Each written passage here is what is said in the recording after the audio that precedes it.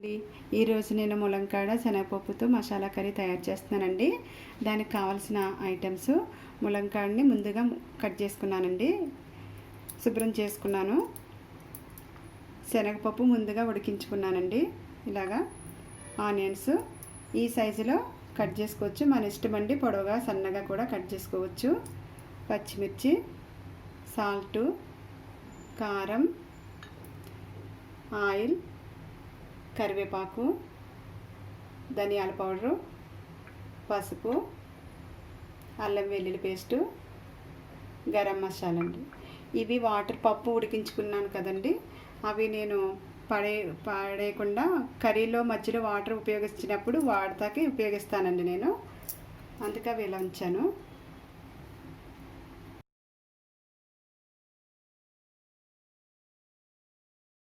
Curry తయారు చేసుకుందామండి. ఇప్పుడు కర్రీకి సరిపడా ఆయిల్ వేసుకోవాలి. ఈ స్పూన్తో 3 స్పూన్స్ వేసుకుంటే కర్రీకి సరిపోతుందండి. ఇప్పుడు మనం కట్ చేసుకున్నాం కదండి ఉల్లిపాయ ముక్కలు, దోరగా వచ్చేంత వరకు వేయించుకోవాలి. ఇలా కలుపుకుంటూ మధ్యలో కలుపుతూ ఉండాలి. అన్ని ముక్కలు ఉల్లిపాయ ముక్కలు వేగుతాయండి. ఒకసారి మూత పెట్టుకోవాలి. 5 మినిట్స్ తర్వాత తీసుకుంటే మూత ఒకసారి కలుపుకోవాలి. కర్రీ మొత్తం ఉల్లిపాయ ముక్కలన్నీ కలిసేలాగా.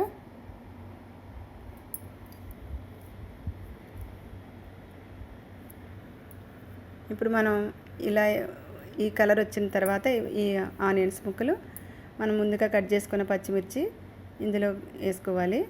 వేసుకొని అంతా కలుపుకోవాలండి. మళ్ళీ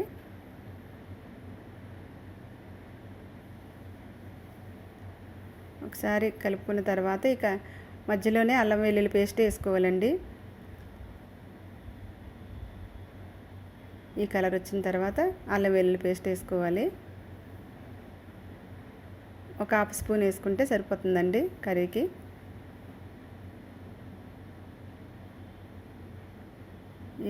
ఇంత వేసుకుంటే సరిపోతుంది.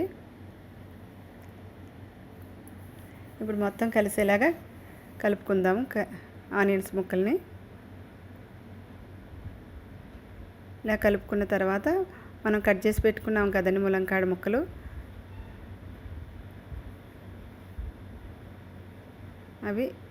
ఇవి కుక్కర్లో అయినా పెట్టుకోవచ్చండి, ఉడికించుకోవచ్చు. లేదంటే ఇలా డైరెక్ట్గా కూడా వేసేసుకోవచ్చు. ఒకసారి అంతా కలుపుకుందాం. ఆయిల్లోనే ఉడకనిస్తే తొందరగా ముక్క మెత్తగా అవుతుంది, వాటర్ వేయకోకుండాను. ఇప్పుడు మూత పెడదామండి. ఒకసారి మూత తీసి మొత్తం కర్రీ మొత్తం కలుపుకుందాం.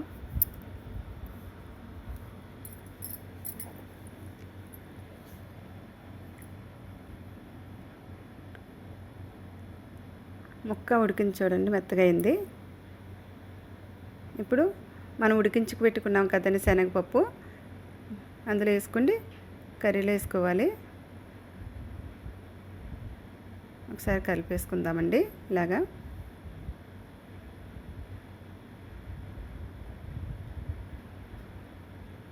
ఒకసారి కర్రీకి సరిపడా సాల్ట్ వేసుకుందాం.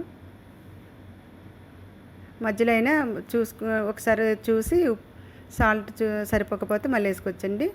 ధనియాల పౌడరు,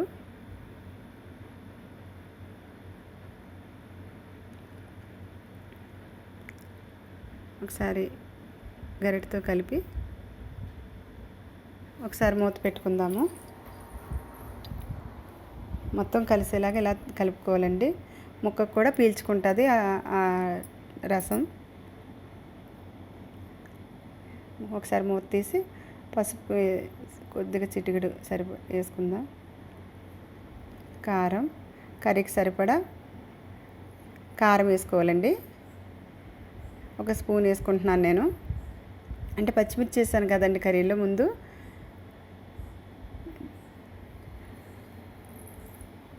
ఒకసారి కర్రీ మొత్తం కలిసేలాగా గరిటెతో కలుపుకుందాం ఇలాగా.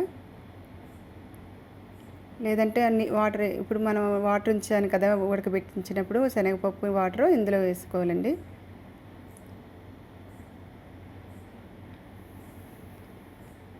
ఇప్పుడు కొద్దిగా సరిపోలేదు, ముక్క ములిగేలాగా ములంకాడ ముక్క ములిగేలాగా వాటర్ వేసుకోవాలి. కుక్కర్లో ఉడికించుకున్నామనుకోండి ఇంత వాటర్ ఇంత ఏ అవసరం లేదు. ఇప్పుడు మొత్తం కర్రీ ఇలాగే కలుపుకోండి, మూత పెట్టుకోవాలండి. ఒక 10 మినిట్స్కి మూత తీసి ఒకసారి గరిటెతో కలుపుకోవాలి. ఇలా కలుపుకోవటం వల్ల ఏ ముక్క వాటర్ పీల్చుకోకపోయినా మళ్ళీ చూడండి మెత్తగా ఉడికిందో లేదో చెక్ చేసుకుందాం ఒకసారి. మెత్తగా అయింది.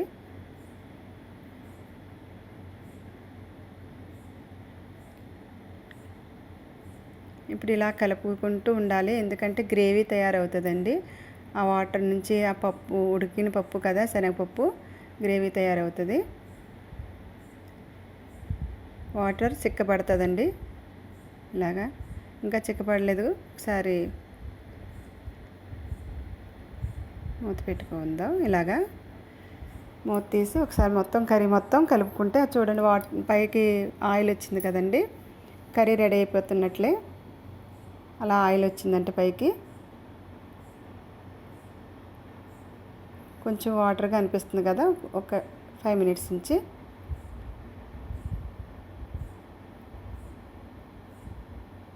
ఇలా కలుపుకుంటూ ఉండాలండి. ఆ వాటర్ అంతా కొంచెం తక్కువ అయ్యేంత వరకు. శనగపప్పు కదా వాటర్ తొందరగా పీల్చేసుకుంటుంది.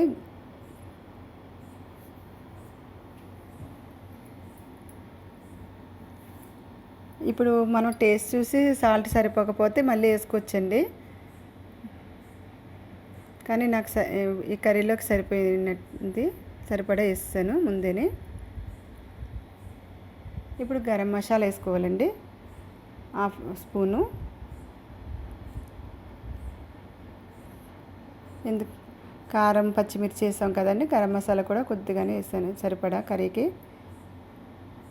గ్రేవీ తయారైపోతుంది చూడండి. ఇలా చిక్కపడిపోయిందంటే ఇప్పుడు లాస్ట్ కర్రీకి కరివేపాకు వేసుకుంటే కర్రీ రెడీ అయిపోయినట్లేనండి. చూడండి కలర్ కూడా వచ్చింది, కర్రీ చిక్కబడింది, ముక్క కూడా చాలా బాగా పీల్చుకున్నట్టుగా కనిపిస్తుంది చూడండి. ఇప్పుడు ఒక ప్లేట్లో తీసుకోవాలి.